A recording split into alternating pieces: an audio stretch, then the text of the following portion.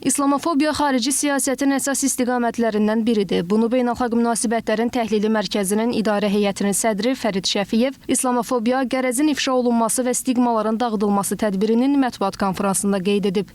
Bakı Beynəlxalq Multikulturalizm Mərkəzinin icraçı direktoru Rəvan Həsənov isə bildirib ki, İslamofobiya müxtəlif adlar altında təqdim olunsa da, bu qlobal xarakter daşıyan ciddi problemə çevrilib.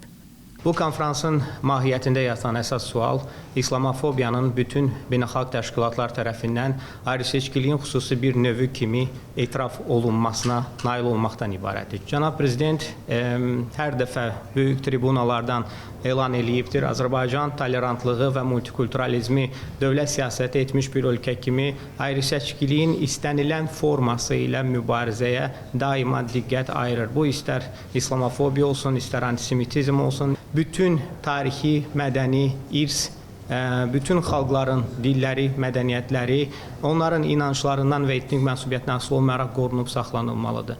Bu dəfəki 3-cü konferansın önəmi ondan ibarətdir ki, artıq konferans bir növ platformaya çevrilir və 12 tanınmış beynəlxalq təşkilat artıq tərəfdaş kimi bu təşəbbüsə dəstək göstərir və ümid edirik ki, bu birgə addımlamaq nəticə etibarilə İslamofobiyanın göstəricilərini aşağı salacaq və İslam dünyasının da artıq səsinin gür olduğunu nümayiş etdirə biləcəyik və Azərbaycanın da özünə məxsus yerini vurğulaya biləcəyik. Konferansın sonunda jurnalistlərin sualları cavablandırılıb. Rəbiyyə Əhmədova, Ramiq Abbasova, APTV.